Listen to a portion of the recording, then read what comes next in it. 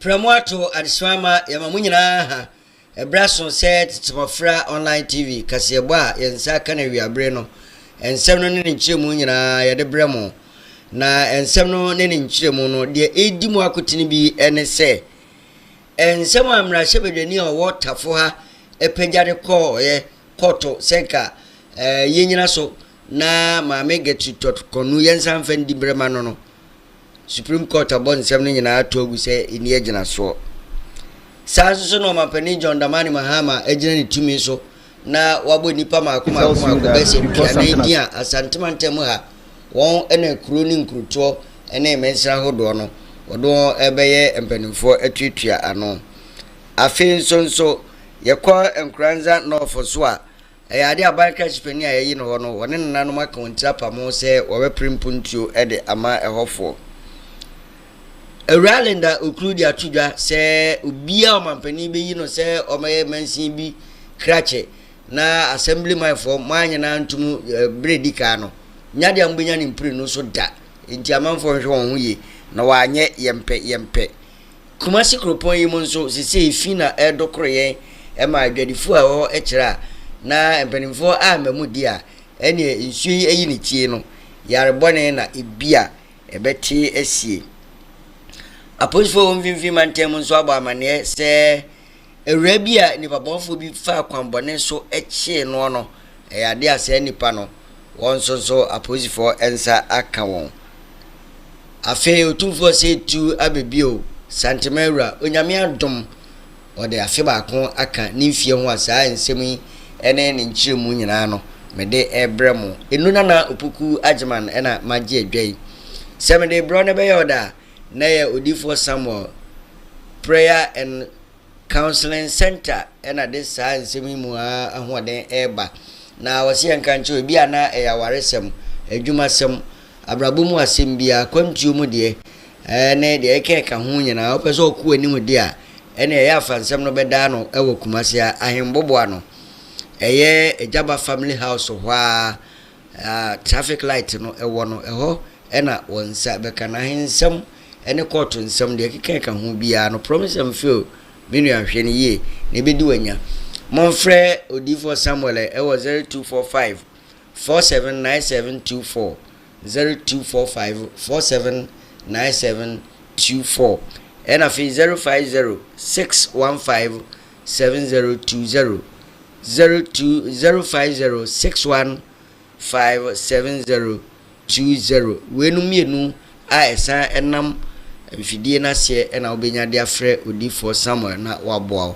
ene mmamrai na afi nsem no nkyiremu no yenya adaje entie ne yie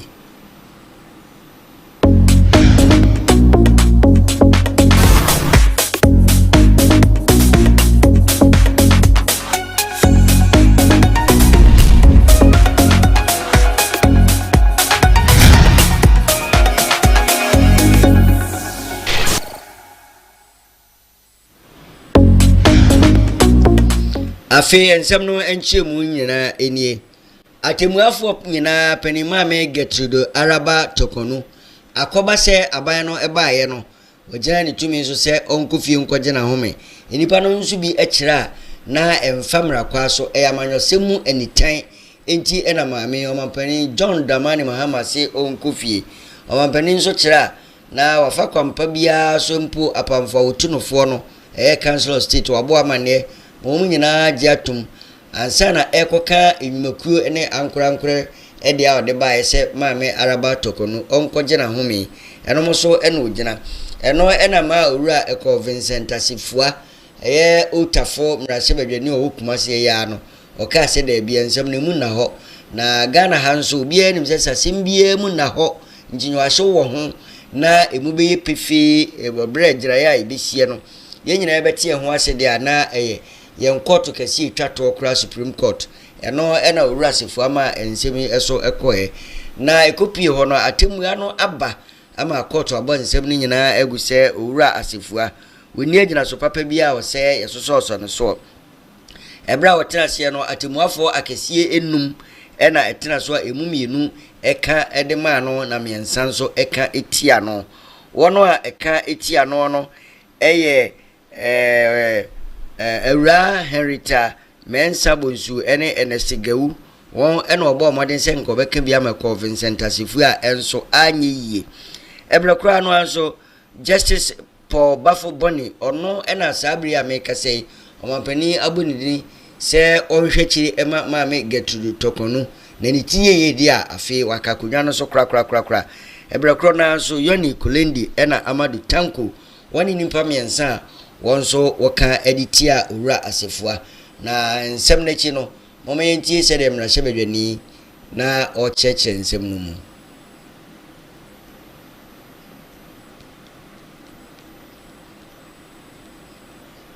How damaging was that to your case? Well, I was even surprised that it came out because Chief Overseas Attorney General clearly tells you that in reading the Constitution you have to do so by the letter and the spirit.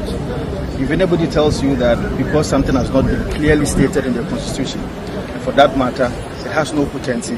I am telling you that that is not the case. In fact, even today, the Interpretation Act of Ghana tells you that we have to read the Constitution purposively. Purposively means that the letter and the context is very much important. It is on that basis that even the Ejechu case, where a prima facie that will have to be established in the case of a Chief Justice, which has not been stated clearly in the Constitution. Ejechu said that we have to establish a prima facie. So if anybody tells you that something will have to be stated in the Constitution before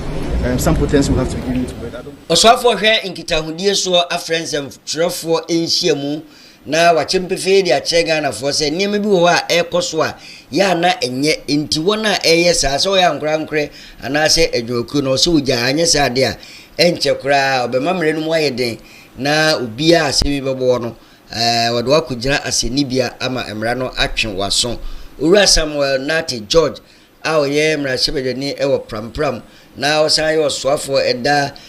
nkitahudie ano ono ena friends and chofo enhyiamu a okira na enipa bi no faculty kwan ma enhoma ye kasa fam ma ye de edi nkomo ahodo no se nam fam na se esoro no ya na ota etwetwe etwam ebinom mpo eye wono a ye hyeda efa wom mo wo ma di se adwuma no ma sa faculty kwan no ma kobokro no e de tia ban no.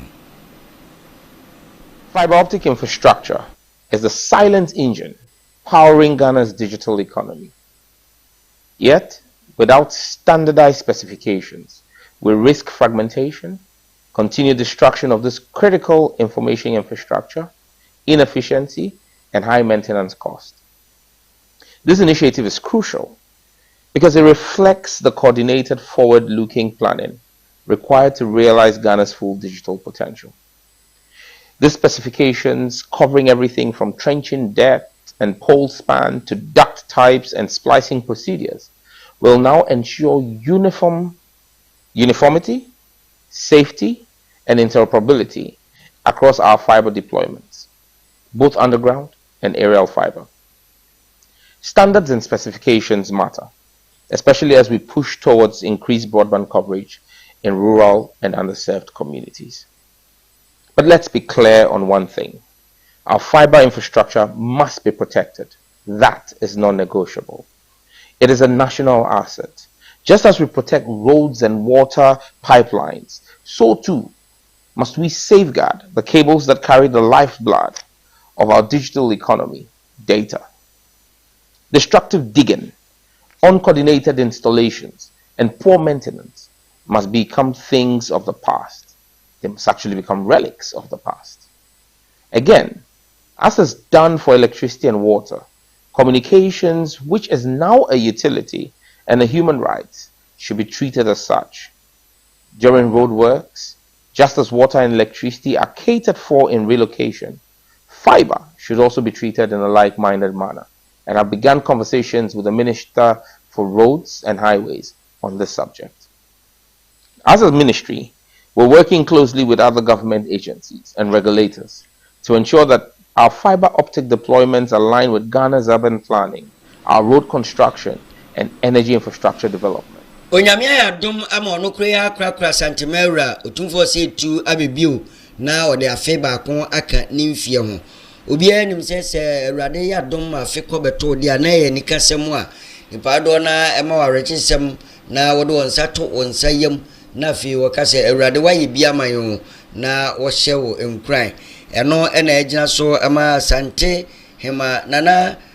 kunadu yadom tosom yansa ba na akomanhia hemfie na wode ne nsa akoto yewura sante hene ensem na wama ne trinkwa na dwumadie no no wogina so na eye cake dokodoko die bi wode sika atumu etwamu ehyemu kana sebe ya obi abehunu se ampa afidie se urade de kaun fie ho a na eyade a esombo pa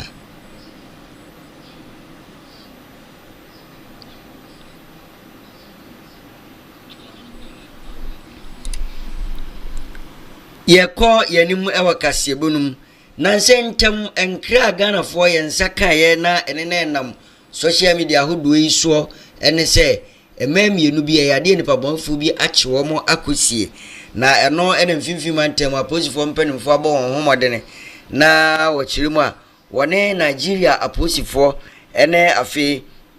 National Signals Bureau akabom na womiensa adi dwuma meka sei wonsa kamaya ne mienu nyina se wote ase sama ya mienu ya nipa bonfu bi efa akwati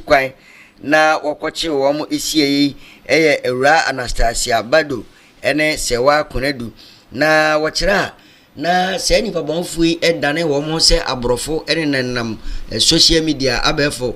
tentafidi so ena Ghana ma bi no mo nso chese wonye humbreni dia sebe odwonso kaso wono mo kro obenom ene ye wo mo da twetwetwe wo mo saa se tuade no ena wo mo ene wo mo o mu nhia ya ha ye be wa mo onse onya se bibroni anadwene ye nso se we die na eye broni awudifo eno enem namu a ma wo no won kita hodie mu ne kopie se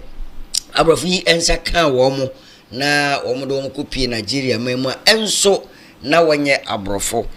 gina so ema bransam no ene nam amfidie so no na ya ahometepa ema posifo nso hyebo so obeye de opebia ne de obetimi ama saa ema ya mienu nso se wote ase nko ade a wonsa aka won we ena agina so ma posifo panimpa woda wona ye isumu enhwehwemu ano CID department no mu ma melidia yako donko onso ene ne manfo ekira na ade a waye no esombo nanso enso ho a obeya na asem no se de tibia ye kofa ba ne na se tuo nyina wachiremu ede akire amanfo moma yenti ma melidia.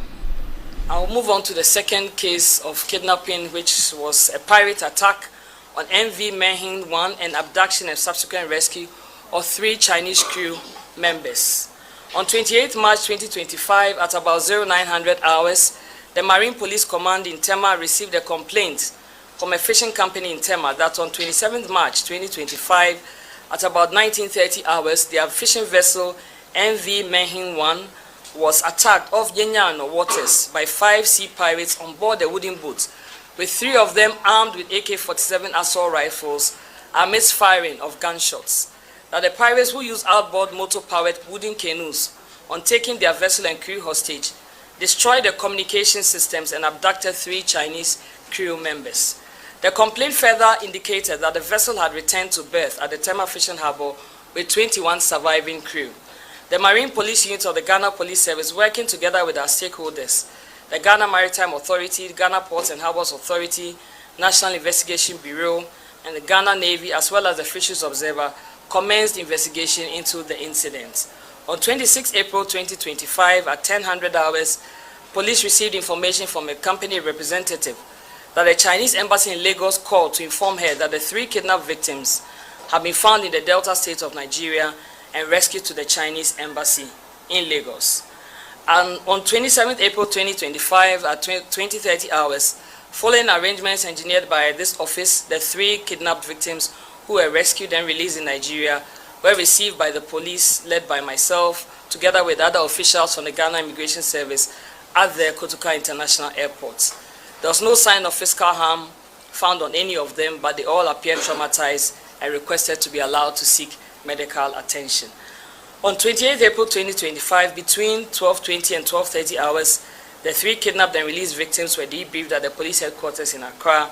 The Inspector General of Police engaged the victims and also wished them well. The victims recounted that on the fateful day of 27th March 2025, The pirates kidnapped them in 2 speedboats, blindfolded them. DCOP Lydia Donko ena yetene nkana mana masumu ya mode na isane koma ya ase no ya mohwe mo hiye na saa ne ma we no atwitwi nipa kɔbɔ ne mu pa we na nya de wo twetwe do akɔ baabi papo nyame amwa na posifo amwo mo modra kasabre mo ntiase ti ya mohwe mo hiye na munya de ansem moden kwa na mo petie no mohwe mo hiye edwadifo kumasi emfinfi pe no sisi de wo kira na se nyame amamu a yarebɔne ena ebeka won yarebɔne a okan nyina wo kira na nsu ya hyase a etui wo yese de ifi pa kumase central business no mo no ifi atare ho na miame ahodo nyina kan obre no mu no mo tie didie enom ne de a na eni enyan wodo ade srede eto eye kinzuba yeyi no se ona kumase propon no ano sisi no ene asantemantam so afo owura mo akwene se wo mo nko mo tiri empam na de ombe bia wo manya hye boso ombe mekumase mfimfin ho atie de won so beta wo chi anyesa sisi pa de yare bi epie ho a ano be den akoye mu ni ko abetimi amaya yare ena ha ya abonten ha obi epia ha main street a obi anamu upie anu ohu bola enya hu didie mayen ya pregu obre 3 days ka bia me finance no mbe fa say de omajai omo me fa ntia maye ha obebre sent na ye hia ne kwa dangerous maye e roye mu de yare bebre ne be maye say kidney ni panya nyina e bola ne ne maye ti esrempa ni ko munya hu bi maye de ya ho kire wa ha pa aba assembly my amani omo ka so mbeba be fa the Saturday ni ba ya hwe ani mo omo me fa e tie bia no omo butu di no ejuma tie de ani asem bia ya ti aba omo amani tie hwe omo so mbeba be fa oh ye de ye ba ya na ha ne bon ye intimate na ha tie na ye ko to no trans kwa na ye de ahyehye ye hwene ena ya na atams ka bi so be fa etinye da nyina bia be 2 day 3 days asa na ka na etinye de abesisa afiri ha no mi de mi ni mo no e wa de mi tiri nwa na makata acheme mi timi nya hwe to da kwa e sa na mi timi madwom ti gi se bi akata no mi hu se bi aye kama na sa no mansa na badwom so mi ka champion ni so o mema boaye na sa bola no ye nyi firi ho no nya sa e yare bebre e na brain ti de me bon champion quality en kan o mesa bola e shafo edwadifo no se de nyame amoa asem e na ebisie ade ba ko a ekoso mprempri ya ewo amanyokuo mu ene ensem a ekoso ahodo a hamanfo ene se obi abo obi yabo ne din se ono no wampani se o meda mansini krupon ana krubi anono na assemblyman fo a ewo se wo mdo mo sa hye se ya gena tum no dodo na chikopa ya wo se yenyene ntum enso ebi no mo kira na ni nyina ye sikasem so wa horo nsa hu yipe ne ona ate se hwan enya de ombeje watumu abufuo ena ebeba na we na ejina so ma enkramantam so afo Ralenda oklu etu nipa do nyina afo wo mea nyina se so mampani John Dramani Mahama bu obidini no de ba na assemblyman fo no mo kyekere mo ho ye mpene ne ade ema se de amemu mura no etie no mo anto aba na amandi di kana mo wonwe wadwene se wodi nipa fufuru bi abebo noa no obesa de na begina ho ama mbeto aba no amato enti wo mo hwe wo ho yi na saa ne ma no a ekoso no etan ebi esi wo sai osudoku emansinum ene meame ahodo nyina igina so a enti ema enkramantam so afo Ralenda oklu wode saa nsemi atudwa. Deep gratitude and resolute sense of duty that I stand before you today to formally accept the honor to serve as the Municipal Chief Executive of Adenta Municipal Assembly. My leadership will be measured not by my words, but by my tangible progress in our areas of priority, which includes infrastructure and sanitation improvement, youth empowerment, education, health improvement, and environmental sustainability. Distinguished ladies and gentlemen, I pledge to ensure that the Assembly obtains value for money, that decision-making will be participatory, and above all, my doors shall remain open to constructive ideas. On this note, I accept this charge with humility, but also with ironclad resolve. The work begins today, and I remain conscious of the fact that history will not judge me by my promises, but my legacy. God bless us all. God bless Adenta Municipality. No community, and I want to emphasize, no community in the reign of His Excellency John Dramani Mahama, under the servant leader that you trust in me, will be left behind. Go for Peter. Water and sanitation issues. Access to water remains a perennial struggle in our rural community. Together with the Honorable MP, our regional minister. And Crown of Mensino, a mention a share Bono East, Mantam Numu, or Maimu, Nan Saintum, or my penny John Dramani Mahama, bo a branty be any dindi, if fat edi, say or no, and our uncle that Mensinano. Nyamea dom or no de okoeno, Nyadia and Manfono, a Chichino, a Basakura, and a Wajeno, a Tumu, na a ho and a branty, Edia Tuja, say a Quebia, Sunyamia and a Doma or no, Patrick Fano. Si ono abeda mensina nonde nyadu bi na nanom ne mpanimfo ho afiri mu kra empuntusemu se ni to aba nan ne nanom akabom ahia na wode ato nkranza man hene nana bafo nana kwambafo otoso nan ene nanom anim se wabe no ose wo mpa ebo ne wo mo a wo mahoden ne wo nyansa wo mfanta na chi na kwa bia so de obetimi bia obeye no aprempuntuduma ede ama wo mo de enkanka wo makwan a enye no ono so obeye ne na ho akohia se amamre kwan so nananom ebeta ye chima ye confirmation no ekos no na wo se ye dia se da PSA ebre nananom na man bia so da wa aya na enna hokwa nananom edimu akotene in terms of development ni nananom edimu akotene na wo se ne ye ba eye nananom ho na ye beji omo nsam hira na ye ko hye adwuma His Excellency John Mahama e dia hye yensa no ase eko na ye ko ye niye kwanzama wura aka nsem bebe na ye nyina ye nim se dia eha nkwansa north ni titiro ya kwan ti dia be ne se ye nananom be ka bom na ya boa ama ya kwan no ya siesie ama bibia aye kama ti ya bai die nkamomu na ye nananom e be ka bom na ya boa ama mpuntu esefata no bi akoso ede ama nkransa no yefa education adesuamu no yewa dia yefa school environment so environment no nya abofra no ntimi nya sound mind esua dia be hwa siesie school adan no ma asai na yenya babi pa ede ama mofra no esua adwuma ye wia teacher wo kira de no so no ni mi wura Joseph Mensa be kan bom na ye de dia yefa teachers award scheme beba na ya beboa ama teacher for no so ye motivated enough ti aban no yasa dia ewo education mun manifesto mun sem no ye be implement e dia ba the lowest ground ama obia ho atono na minim se adesua ene adekire no ebe peja ewo nkransa no ene na ho akohia se amamre kwan so nananom ebeta ye chima ye confirmation no ekos no na wo se ye dia se da PSA ebre nananom na man bia so da wa aya na enna hokwa nananom edimu akotene in terms of development ni nananom edimu akotene na wo se ne ye ba eye nananom ho na ya beji omo nsam hira na ye ko hye adwuma His Excellency John Mahama e dia hye yensa no ase eko na ye ko ye niye kwanzama wura aka nsem bebe na ye nyina ye nim se dia eha nkransa north ni titiro ya kwan ti dia be ne se ye nananom be ka bom na ya boa ama ya kwan no ya siesie ama bibia aye kama ti ya bai die nkamomu na ye nananom e be ka bom na ya boa ama mpuntu esefata no to be akoso ede ama nkransa no yefa education adesuamu no yewa dia yefa school environment so environment no nya abofra no ntimi nya sound mind esua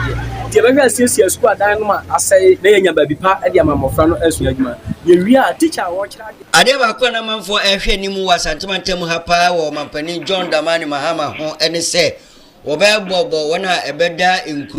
nkuru tuo ene mensa hodo no ano se aban krache mpanimfo no nyame ayadom o mampani ho ya ha e ma meka se de na nwuma na ode bae no tenten ma mensini bia kuro bia ni kuro pon bia no idin ni nyina ba amanfo ekututua no ye ne abrante Jerry James Suka wo ofori krum no ye communication officer ekobonkomo ahwe se de ahosepe no ezite Jerry ya mo haba chitimofra online TV so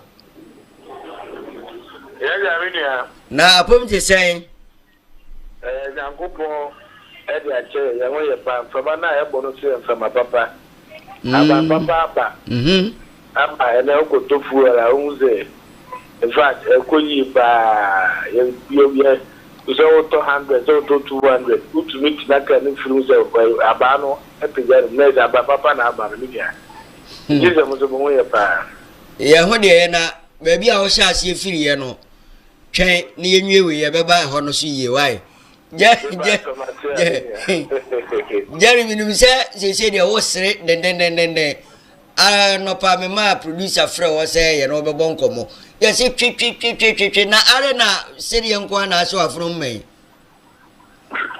maybe abada say our prayer out there ma baby can ma me mo one production to be mo ma baso ejuma so amoye ema eya santimane Ghana mabina in fact yes so you need edimochi mo online programs ina no yeah na onijeni na yes Ghana for that to about my the 7th of December 2024 which overwhelming a year victory omode share san as Ghana for with the mapa our Excellency John Dramani Mahama Amabumo the science now say your papa John Mama send a year your mapon no ono so eyi eye nisia nemu ewo manta mu ewo eye Ghana ha na enra yenke bi shemu eya o ya leki ya twani si ache yi pa ye tifia ye di e dokuro ni yomoko ni ntinam ana let no ebe top platform to say His Excellency John Dramani Mahama will name the various persons I was say for more chief executive Ashanti region. Now say I asempa every say I try to yi pa. Okay. Now go check muno Forukrum. There's a Forukrum Municipal Assembly. Debra His Excellency John Dramani Mahama Shimu say that say Australia senior muno na Honorable Anwar Sadat Ahmed. I don't know say I don't know fata. So di Forukrum Municipal name. Na into me emfa into mapa infra. Okay. There's a night I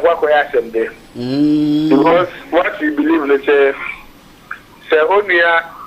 I capable. Onia I want the potential I will bet me Egina as parliamentary candidate. Let us say Sani Pana so is equally capable to also stand and as a represent a year His Excellency John Dramani Mahama as a municipal chief executive. Because here go to Abano Wenya. Now so we appoint MC here. How man of the SNSA. Okay. Now and I go here and you same question of Forukrum municipal because say more than a year half of our population. Overjoyed. Very happy to say His Excellency John Dramani Mahama to be appointed a year Honorable Anwar Sadat Ahmed now or 2024 parliamentary candidate for Forukrum. Okay. You went to me Enyano. Then I say Omanga so ma congratulate you and na omo frefre no. Okay. Congratulate you. No sure no. You of more support. And you Forukrum constituency very peaceful. Say obi a wate bra we monitor e wo tie. I mo fi the case so no. I will Forukrum constituency no. Odo any asumji metima yedi atena for the past years I home master no. Yeni na no. Never ta odo no enter our data manage. Na Forukrum constituency me fa into my extra. That's it. Yo James minimum say said the wusi kan de enya de amubegu ye ni mu ase say yempene bia beba ho ntia de beto abare say ya nto ama no first round no ba Dominia let's buy maintain be bia say obisi Forukrum the company and I say ya try to so no na emfa ma no ana ba beto ho yo through for umpo ono na e dia ma no we ya de say do support no ever damage. Okay. If you had a maintain yempene go. You be na frank and me ya asano ye to no so aba na say ti master dey man. Okay. Na what date am confirmation no? Date number confirmation number. I no problem no mugo share regional minister RCC. Mugo menyanche. Outcome di. Okay. And me dey me gidi pa say wan hwe kra be say fiade ya kro. Me say me gidi pa say wan hwe be animu ya be fiade ko ya because ma twen ache. Because on sellers na check aka.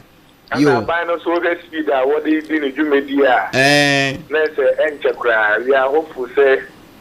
in fact they can do a week in pool. Okay. Confirmation na nephew. Yo. Ene ye beda mo asese ho no aye asomdwe se ya e ho de minum se saa na mote enti mo mane nkosa na fe mpuntu aye nyina ye hwe animu bridge bia no waka ho asem ahwe we dia me de sha wonsa se me nsi ona abo no so e chire beba be hwe se bridge no wa hwa me yaye me pa so mati me da mati yo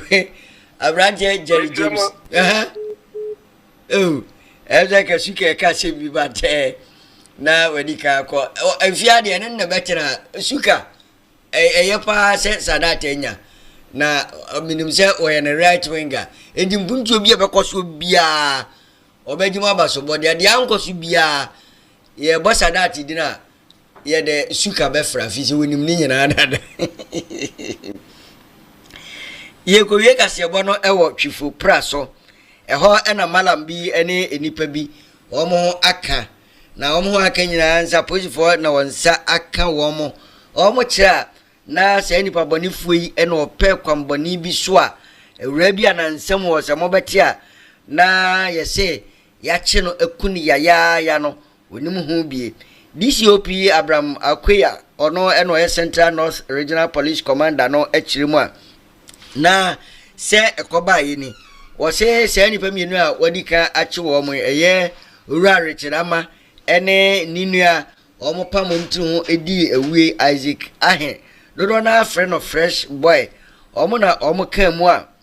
omo tripam ho a omo twen ewura na wadi emfie aduonu baako Zinabu Tahiru edene ko malam yi ho se omo koye for guest na je so omo ko chechire no ebiri na ni so na no de wa baya na wa ko etimi fra be ma se bra be ne me na enu no bi ena fe dum ko duru ho a wo ma huni de ya wo ma gene dane ya ekoba se abaye omo tonu na wiye ena wo sa eku ne ya na mo mai tie DCOP Abraham Akwe no a ene ne nchichi mu se de odne ne manfo enam so a ema enipa ya che wo mo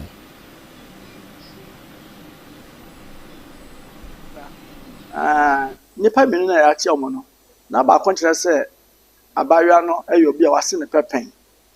enti no ase ohunu se eye ne mpla but na abaria no so emfa no ho emma no enti no ohun na danfo bi na obo na mane so me pa abaria so asa abaria no cheche no enti no aboa me kwan ben so na me fa metime enya no ena na danfo no ka so okay and ye emfa no malam na malam no betumi aboa na why for guest say enim no enti na ma abaria abrante no so ede na adwene ba na so odiniti eje enti no omo contract sa malam no enti no malam no o ma so fa webra na abrante na atua na ji say no atua enti odim sa but still no say na adro no enka papa enti na ma abrante no kra na afi na bemu ye bunya na opegen because no nim say anka wa utuatua sika malam ne di anka bibia be koyiye but na enkoyiye enti no ewo mu na friends according to abrante no or say na damfo no be ka chen say girl no ewu na damfo no be ka chen say girl no ewu na girl na owi no malam no ene na damfo no ekọ say omo ekọ sesa na adwene but omo kodu ho no na say gidigidi bi ebai na omo kun girl no enti omo kun girl no wie no na omo de phone no ebra abrante no say ne kanti man na so pen no ne be we no amkoku no wie no na omo de phone no ebre no say girl no omo kwasa nka omo kwa akwasesa na adra na so omo ne kwa say bet say gidigidi bi ba enti no girl no omo aku no omo atro ne mana ma wasan afamu ewu enti no omo de phone no be di sa abrante we insem so no onkuta na Richard Amano na say eba say abusuafo frɛ number na on kire mu say about this year no what dear branch bisika and I'm so and our family and I say phone no branch was until a woman was so a man was so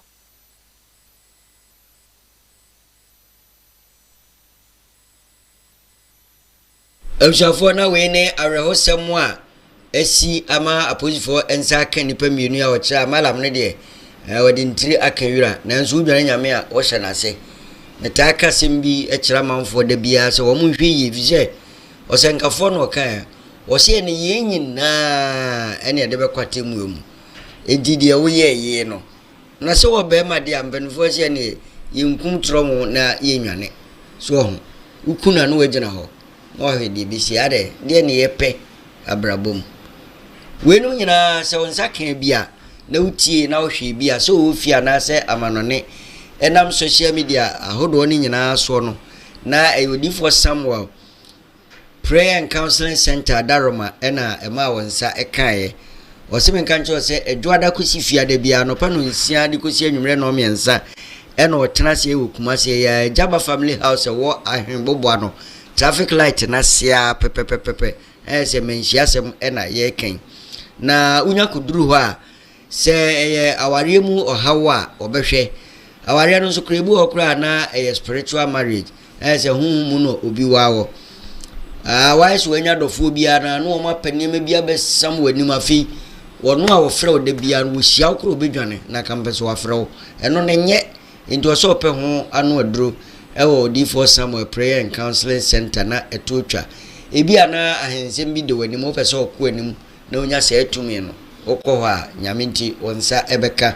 o wasem o aban mu amane ana ni nyina ya akɔ wadwum ope so okko anim mansi na utuo ena opese uhunu ba bia sika no wopote na wunya bia eno nso ya fa koda na yesa onkwade bia betu na mfuturo sa adamu ni nyina mfuturo bosume no mfuturo na otwe no mfuturo afimu no mfuturo wo hyefom ho na wahome bone ama tim na betwa to D4 Samuel be ye ho adwuma ma anko akwa eyi mfuturo kura beche na yesika kokko ama nso anya bia behwe abusua afi ebia na akwantuo mu nsam mesro uduru ho na yekufia me yanka mfrɛ wa fia kofia wo kofi kama fefefe wo twatia ye obi bia na nye kofia wadan fia unya bi nkoda enti no so hye no so pa promise and fail gina hoje na so ose kobra gina hoje ose kobra ha dwen pa mama ye pe sa ne ma wenyina pomasi brebra be ko D4 Samuel Prayer and Counseling Center say ye hia no so pensem no munchiri mu ankanka mu ama no mo frɛ number si 0506157020 0506157020 and 0245479724 0245479724 ha ena ene ebre no be makwa ma kase ba ya nsaka na wie nyina edem besie meda aboafo ni nyina se adwumanfo nyina nyame ntim no nsem ho ye meda mo ase se mota machi ansa na yaba mo nso amutie na mo hwe ye no nso so eho onyame nka mo onyam ade foforo onsra mo na muni nachi ni nanamo ne na hyede so kusi se ono obesa aba meda mo ase bye bye.